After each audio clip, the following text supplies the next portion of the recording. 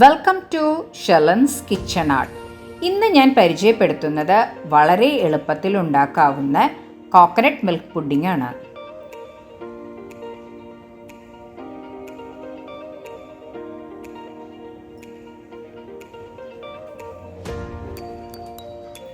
പത്ത് gram China grass, 1 cup വെള്ളം ഒഴിച്ച് ഒന്ന് സോക്ക് ചെയ്ത് വെക്കാം, ഒരു 15 മിനിറ്റ്.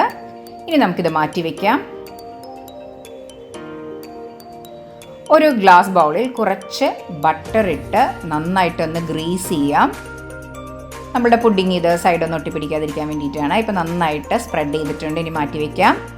മിക്സിയുടെ ജാറിലേക്ക് 1 കപ്പ് പശുവിൻ പാൽ ഒഴിക്കാം. അതിലേക്ക് 1 ടിന്ന് മിൽക്ക് മെയ്ഡ് ഒഴിക്കാം. ഫുള്ളായിട്ടുള്ള മിൽക്ക് മെയ്ഡ് ഞാൻ ഒഴിച്ചിട്ടുണ്ട് ഇതിൽ. ഇനിയൊന്ന് അടിച്ചെടുക്കാം. 1.5 തേങ്ങയിൽ നിന്നെടുത്ത് 2 കപ്പ് ഒന്നാം പാൽ. പാൻ ചൂടായിട്ടുണ്ട്. അതിലേക്ക് നേരത്തെ നമ്മൾ സോക്ക് ചെയ്ത് വെച്ച ചൈന ഗ്രാസ് ഇടാം. ഇനി ഹൈ ഫ്ലെയിമിലിട്ട് ഈ ചൈന ഗ്രാസ് ഒന്ന് മെൽറ്റ് ചെയ്യാൻ വെക്കാം. നന്നായിട്ടൊന്ന് മിക്സ് ചെയ്തുകൊണ്ടിരിക്കാം.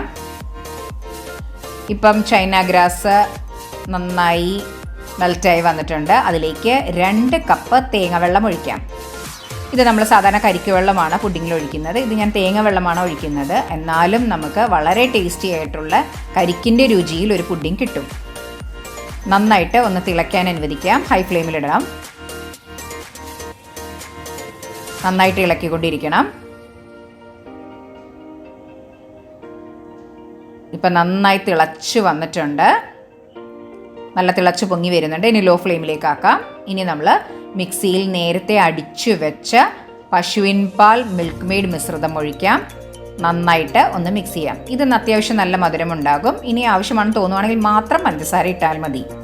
നന്നായിട്ടൊന്ന് മിക്സ് ചെയ്യാം. ഇനി നമുക്ക് തിളയ്ക്കാൻ അനുവദിക്കാം. തിളച്ച് വരുമ്പോൾ ഗ്യാസ് ഓഫ് ചെയ്യാം. ഇനി ഗ്യാസ് ഓഫ് ചെയ്തിട്ട് നമ്മൾ നേരത്തെ എടുത്തു വെച്ച 1.5 തേങ്ങയിൽ നിന്നെടുത്ത് 2 കപ്പ് ഒന്നാം പാൽ ഒഴിക്കാം. നന്നായിട്ട് ഒന്ന് മിക്സ് ചെയ്യാം. നന്നായിട്ട് ഒന്ന് മിക്സ് ചെയ്ത് കൊടുക്കണം. എല്ലാം ഒന്ന് യോജിച്ച് കിട്ടണം. നമുക്ക് നന്നായിട്ട് മിക്സ് ചെയ്തെടുത്തിട്ടുണ്ട്. ഇനി നമ്മൾ നേരത്തെ ബട്ടർ തേച്ച ബൗളിലേക്ക് ഇതൊന്ന് അരിച്ചൊഴിക്കാം. വളരെ സോഫ്റ്റ് ആയിട്ടുള്ള പുഡിങ്ങാണ്. ഇപ്പം അരിച്ചെടുത്തിട്ടുണ്ട്. ഇനി ഞാൻ ഇതിൻ്റെ മുകളിലേക്ക് ഇടാനായിട്ട് മെലൺ സീഡ്സ് ആണ് ഞാൻ എടുത്തിരിക്കുന്നത്. അത് നമുക്കതിൻ്റെ മുകളിലേക്ക് സ്പ്രിങ്കിൾ ചെയ്യാം. നമുക്കിഷ്ടമുള്ള ഏത് ഡ്രൈ ഫ്രൂട്ട്സ് വേണമെങ്കിലും യൂസ് ചെയ്യാം. ബദാമോ കാഷ്യൂ നട്ട്സോ ഏത് വേണമെങ്കിലും, ഒന്നും ഇട്ടില്ലെങ്കിലും കുഴപ്പമില്ല. ഇനി നമുക്കിത് ഫ്രിഡ്ജിൽ വെച്ച് ഒരു 3 മണിക്കൂർ തണുപ്പിക്കാൻ വെക്കാം. ഇപ്പോൾ നമ്മളുടെ കോക്കനട്ട് മിൽക്ക് പുഡിംഗ് റെഡി ആയിട്ടുണ്ട്. ഈ പുഡിങ് ശരിക്കും ഒരു കരിക്കിൻ്റെ ടേസ്റ്റുള്ള അതേ പുഡിങ്ങാണ്. വളരെ സോഫ്റ്റ് ആയിട്ടുള്ള ഒരു പുഡിങ്ങാണിത്. കുട്ടികൾക്കൊക്കെ വളരെ ഇഷ്ടമാവുന്നൊരു പുഡിങ്ങാണ്. ഇത് നമ്മൾ കാണുമ്പോൾ തന്നെ അറിയാം, വളരെ സോഫ്റ്റ് ആയിട്ടുള്ള ഒരു ടെക്സ്ചറാണിത്. എല്ലാവരും ട്രൈ ചെയ്ത് നോക്കുക. നിങ്ങൾക്ക് ഇഷ്ടപ്പെട്ടെങ്കിൽ ലൈക്ക് ചെയ്യാനും ഷെയർ ചെയ്യാനും സബ്സ്ക്രൈബ് ചെയ്യാനും സപ്പോർട്ട് ചെയ്യാനും മറക്കരുത്.